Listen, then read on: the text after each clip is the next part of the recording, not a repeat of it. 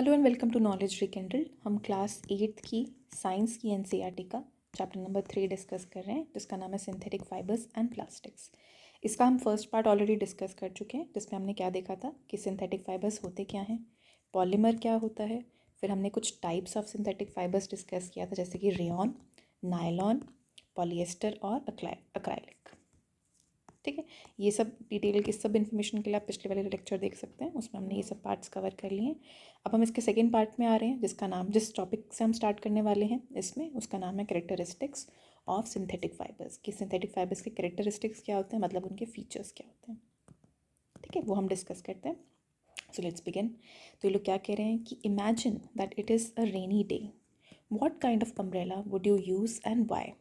ठीक है, तो ऐसे बोल रहे हैं कि आप इमेजिन करो कि इस दिन रेनी डे है, तो आप किस तरह का अम्ब्रेला यूज़ करोगे और क्यों यूज़ करोगे। ठीक है, क्या बोल रहे हैं आगे ये कि synthetic fibres possess unique characteristics which make them popular dress materials. तो ये सिंथेटिक फाइबर्स के लिए बेसिकली अटेंशन ड्रॉ करना चाह रहे हैं यहाँ पे कि आपका जो अम्ब्रेला बना होता है वो एक सिंथेटिक फाइबर से बना होता है। इसीलिए क्या होता है कि पानी जो होता है उससे बाउंस करके बाहर चला जाता है, लेकिन उसमें अंदर एब्जॉर्ब नहीं होता।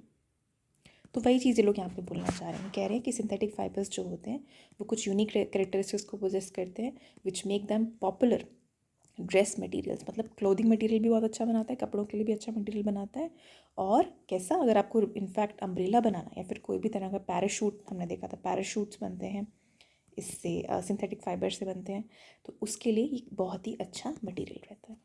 ठीक है, अब देखो इसके कैरेक्टरिस्टिक्स इन्होंने क्विकली यहाँ पे कुछ कुछ मेंशन कर रखे हैं, तो आप इनको पॉइंट फॉर्मेट में भी बना सकते हो। तो पहला क्या है कैरेक्टरिस्टिक, ये दे ड्राई अप ईजिली। ठीक है, फिर क्या है, दूसरा क्या है कि दे आर ड्यूरेबल। ड्यूरेबल मतलब कि लॉन्ग लास्टिंग, बहुत लंबे चलते हैं। Synthetic fibres are long lasting. तीसरा कैरेक्टरिस्टिक क्या है, that they are less expensive, सस्ते होते हैं। चौथा क्या है, that they are readily available, easily मिल जाते हैं, ईजिली बन जाते हैं। जैसे कि सिल्क है, मान लो अगर आपको सिल्क बनाना हो, सिल्क कैसा फाइबर है, इट्स अ नेचुरल फाइबर।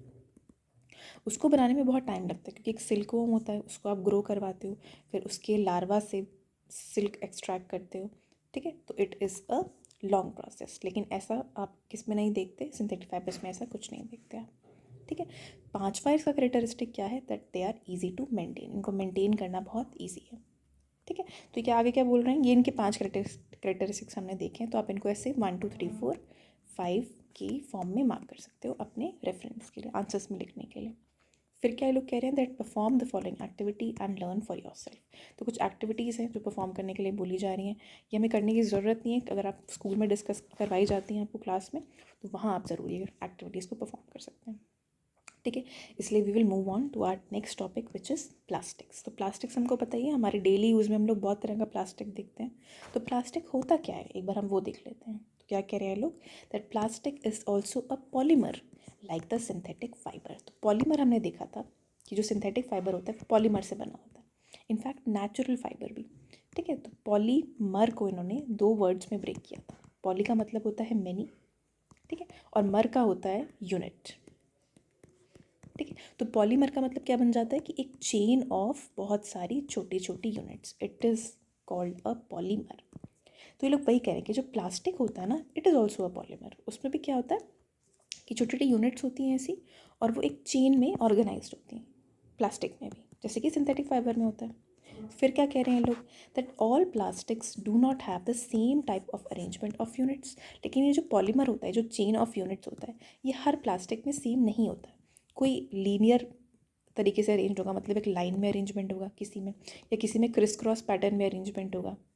समझ रहे हैं, तो उसका जो पैटर्न ऑफ अरेंजमेंट होता है हर प्लास्टिक में अलग होता है। जैसे इन्होंने यही बोला है यहाँ पे कि कुछ में तो in some it is linear, मतलब एक लाइन की फॉर्म में, whereas in others it is cross linked. तो ऐसे क्रिस क्रॉस पैटर्न में लिंक्ड होगा। ठीक है, किसी में लाइन्स में होगा और किसी में क्रिस क्रॉस पैटर्न में। फिर क्या कह रहे हैं लोग, plastic articles are available in all possible shapes and sizes as you can see in the figure given below. Have you ever wondered how this is possible, कि प्लास्टिक जो ये लोग कह रहे हैं कि हर शेप में, हर साइज़ में आपको अवेलेबल होता है, तो कभी आपने सोचा है कि ऐसा क्यों होता है। तो उसका रीज़न क्या है हम देखते हैं। The fact is that plastic is easily mouldable, that is it can be shaped in any form. तो प्लास्टिक क्या होता है, ईजिली मोल्डेबल होता है। तो ये उसका पहला फीचर हो गया कि प्लास्टिक को आप कैसे भी तरीके से मोल्ड कर सकते हो। ठीक है। और क्या फीचर है प्लास्टिक का? प्लास्टिक कैन बी रिसाइकल्ड, उसको आप रिसाइकिल कर सकते हो, उसको आप रीयूज़ कर सकते हो, उसको आप कलर दे सकते हो किसी भी तरीके का, उसको आप मेल्ट कर सकते हो, उसको आप शीट में भी रोल कर सकते हो, और उसको वायर्स में भी रोल फॉर्म बेसिकली कर सकते हो, ठीक है। तो शीट में जब आप रोल करने की बात करते हो तो हम मेटल्स में आगे देखेंगे कि उसको आप बोलते हो मैल्येबिलिटी। यहाँ पे हम इसको प्रॉपर्ली इतना यूज़ नहीं कर सकते क्योंकि वो मेटल्स के लिए यूज़ होता है टर्म, तो आप रहने देते हैं इसको। पर आप बस ये याद रखिए कि जैसे मेटल्स को आप शीट में कन्वर्ट कर सकते हो, वैसे ही आप प्लास्टिक को भी शीट में कन्वर्ट कर सकते हो, वायर में भी कन्वर्ट कर सकते हो, ठीक है। That is why it finds such a variety of uses. इसीलिए क्या होता है कि आप प्लास्टिक को बहुत अलग अलग जगह पे यूज़ करते हो उसके इन सब फीचर्स की वजह से, ठीक है। तो कभी भी एग्जाम में आता है कि what are the features of plastic that make them usable at a lot of places, तो आप ये सब फीचर्स मेंशन कर सकते हैं, ठीक है। अब आगे देखो, एक चीज़ इन्होंने बताई है, पॉलीथीन क्या होता है। तो पॉलीथीन क्या है? पॉली प्लस इथीन, ठीक है। पॉली मतलब मैनी और ethene will be a type of plastic, ठीक है। Is an example of a plastic. तो polythene is a type of plastic. It is use for making commonly use polythene bags. तो हम जो अपने घर में पॉलीथीन बैग यूज़ करते हैं जब भी हम ग्रोसरीज खासकर हम लोग शॉप करने जाते हैं, तो वो कौन सा टाइप का प्लास्टिक है? It is polythene. तो अलग अलग तरीके के प्लास्टिक्स होते हैं, ठीक है। जैसे उन्होंने अभी बताया था कि अलग अलग तरीके की अरेंजमेंट है और अलग अलग तरीके के प्लास्टिक्स आपको देखने को मिलते हैं, ठीक है। आगे आ जाइए। अब देखिए आप क्या बोल रहे हैं, you will observe that some plastic articles can bend easily while some break when forced to bend. तो हमने देखा होगा कि कभी कुछ कुछ चीज़ें तो ऐसी होती हैं, मान लो एक प्लास्टिक की वायर आपने देखी होगी कभी, ठीक है। तो वायर तो इजीली बेंड हो रही है, उसको आप कैसे भी तरीके से रोल कर सकते हो, घुमा सकते हो, कुछ भी कर सकते हो।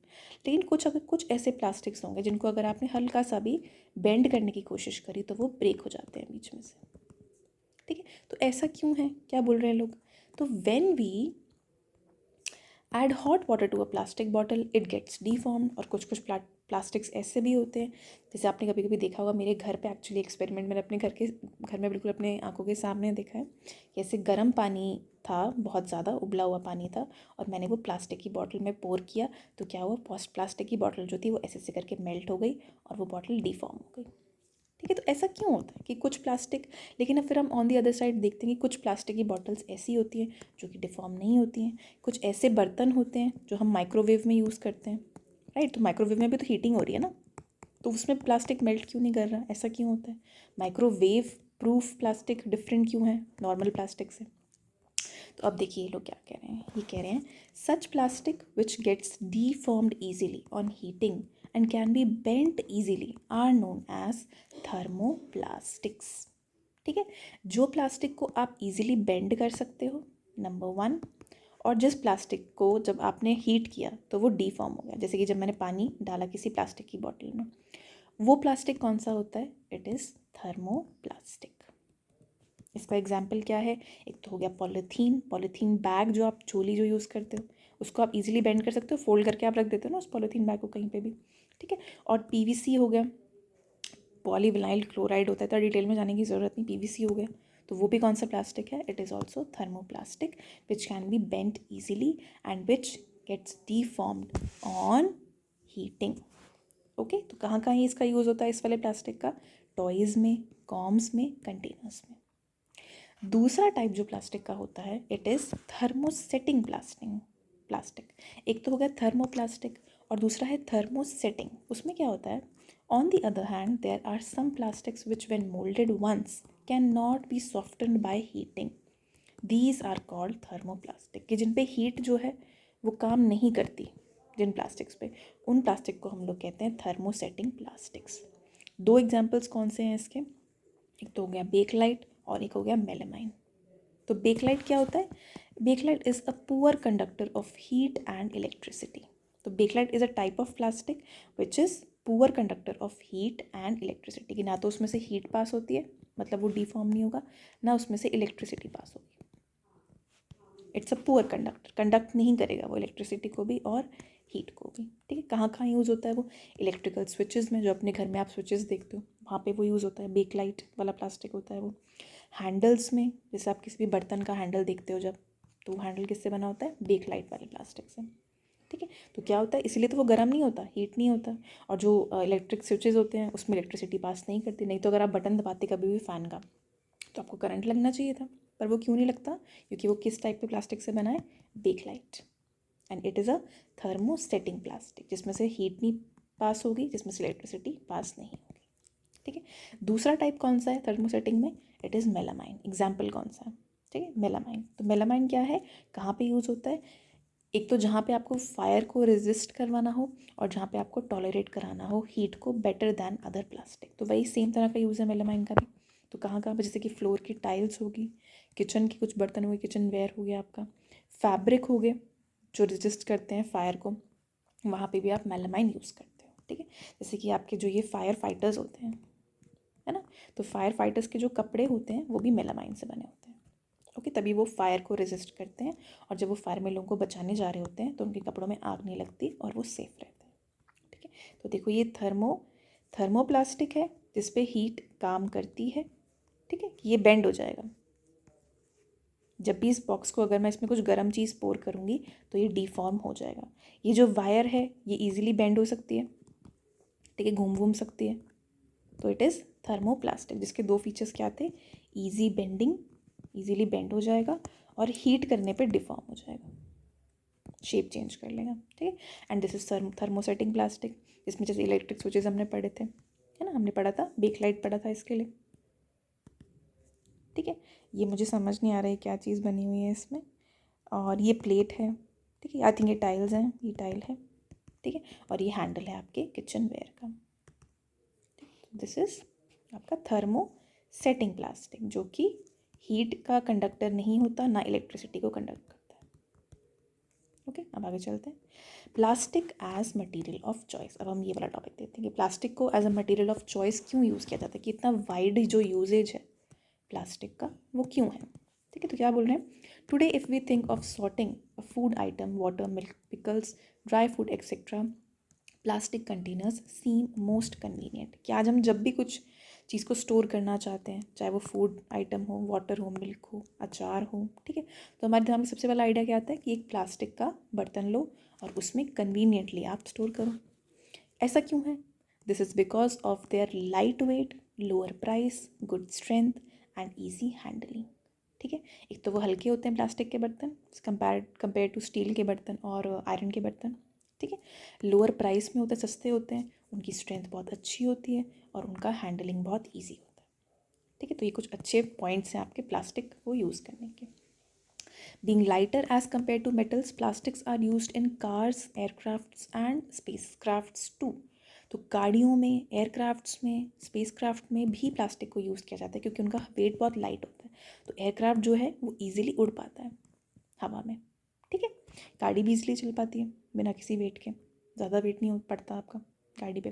ठीक है, the list is endless if we start counting articles like slippers, furniture, decoration pieces etcetera. तो प्लास्टिक की आप भर की चीज़ें अपने आसपास में आप ऑब्जर्व कर सकते हो जो कि प्लास्टिक से बनी हुई हैं।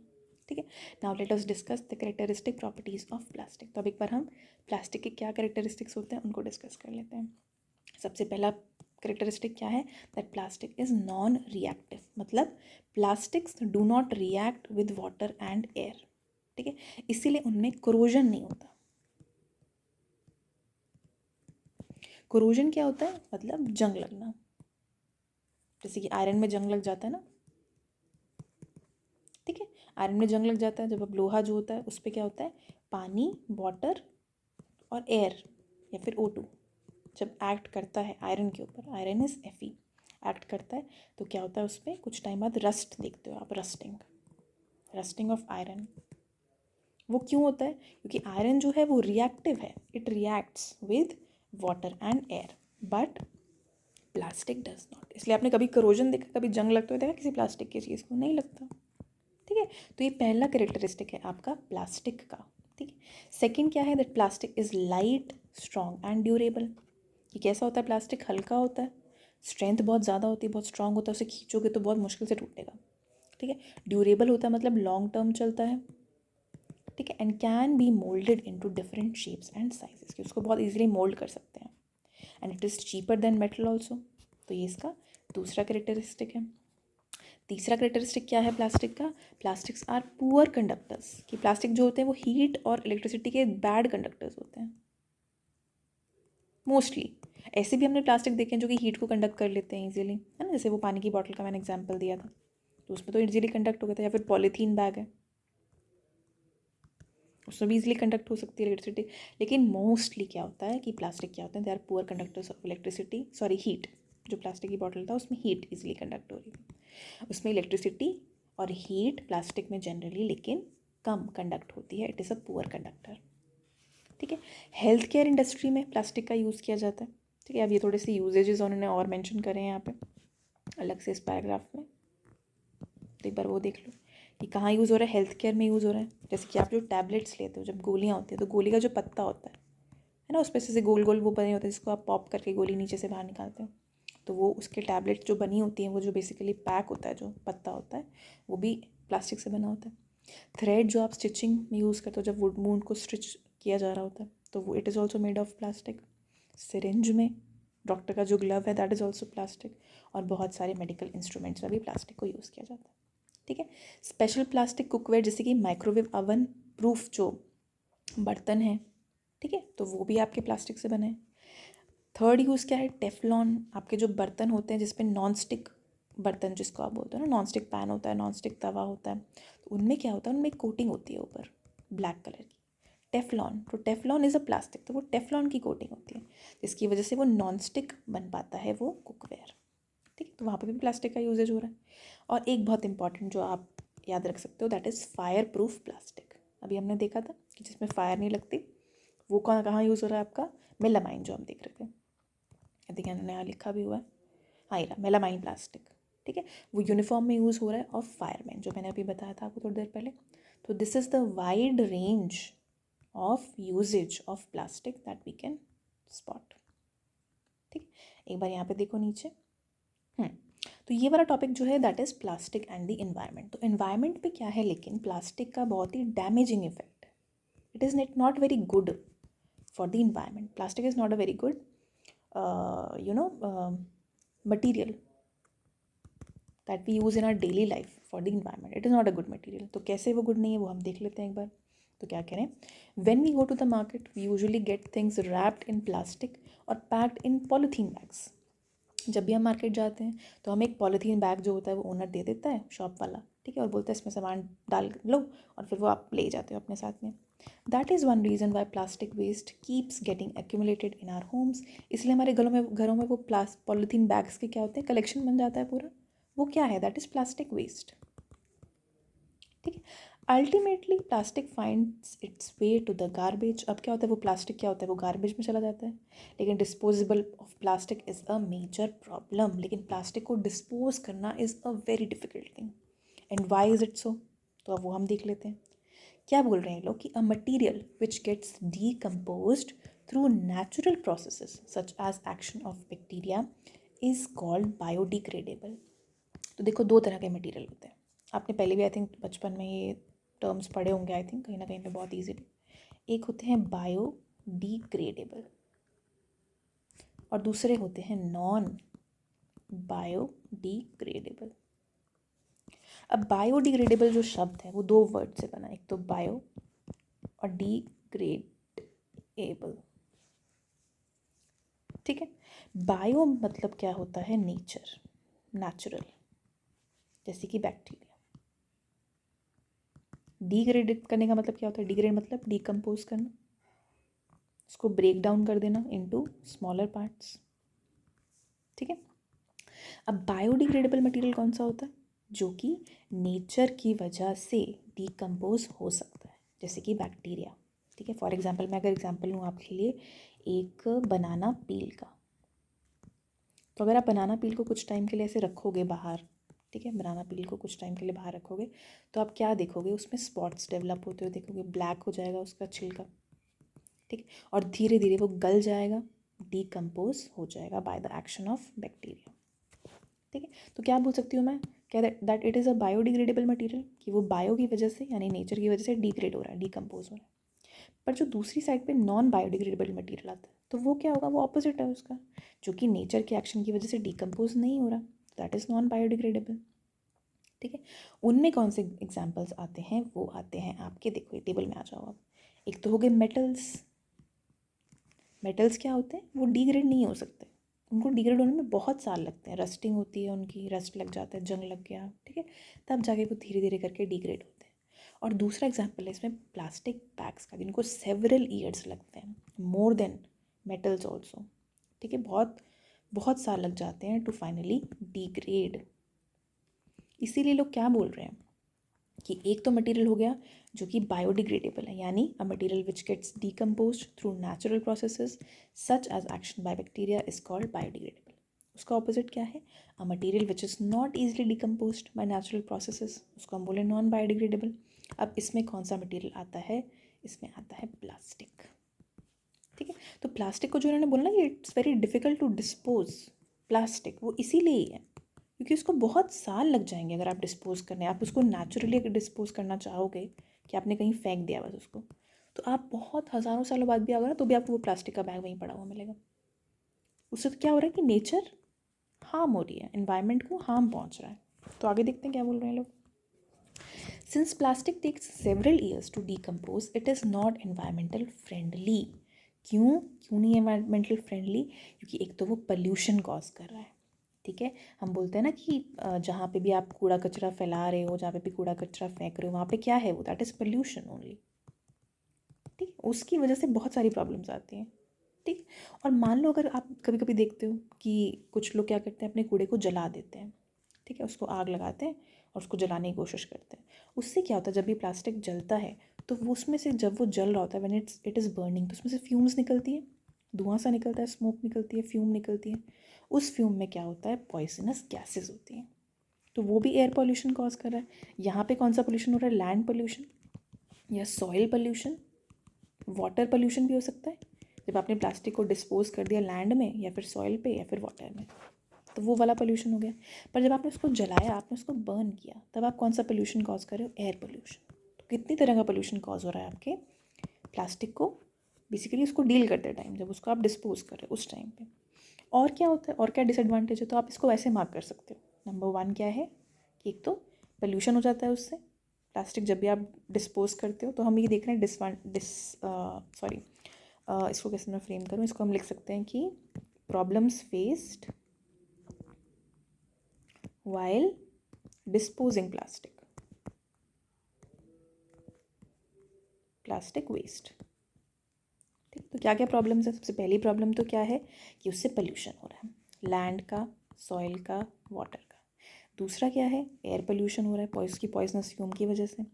तीसरा क्या है, that they are swallowed by the cattle, ठीक है। जो एनिमल्स होते हैं, जब वो फीड कर रहे होते हैं घास पे, लोग आपने देखो ना कि भैंसें आप कूड़े के आसपास देखते हो, गाय भैंसें, तो उनके क्या होता है, जब वो कुछ खा रही होती हैं, कुछ वेजिटेबल पील खा रही हैं, कुछ भी खा रही हैं, तो वो रैपर्स क्या करती हैं, वो रैपर्स को भी कंज्यूम कर लेती हैं, वो उनकी फूड में वो चोक हो जाता है उनका respiratory system of these animals, and it can cause death also, उनके स्टमक में भी फंस जाता है, इंटेस्टाइन में फंस जाता है।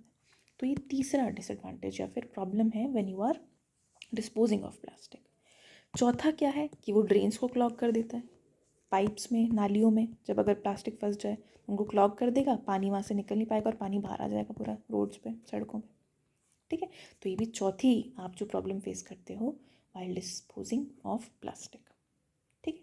अब इसे अवॉइड कैसे करना है प्लास्टिक के यूज़ को, तो ये लोग क्या करें, avoid the use of plastics as far as possible. कैसे, एक तो आप कॉटन या फिर जूट के बैग्स यूज़ करो, ये आप कर सकते हो, ठीक है। और क्या करो, आप collect separately and dispose of separately of plastic waste, मतलब प्लास्टिक वेस्ट को और मतलब बायोडिग्रेडेबल को और नॉन बायोडिग्रेडेबल वेस्ट को अलग से कलेक्ट करो और अलग से डिस्पोज करो, ठीक है। It is better to recycle plastic waste. तीसरी चीज़ आप क्या कर सकते हो, उसको रिसाइकिल करो।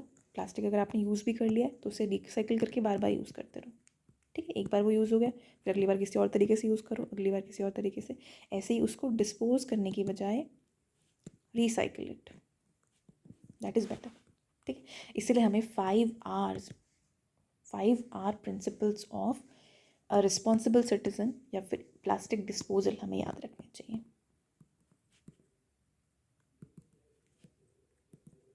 वो क्या है, 5 R's क्या है, सबसे पहला R क्या है आपका, रिड्यूस की आप यूजेज ऑफ प्लास्टिक को रिड्यूस करो, कम कर दो उसको, ज़्यादा यूज़ मत करो। अगर आप कभी भी शॉप पे गए हो और आपको आपका सब्ज़ी वाला प्लास्टिक का थैला दे रहा है, आप बोलो नहीं मुझे नहीं चाहिए, ठीक है, मैं अपने घर से थैला लेकर आया हूँ।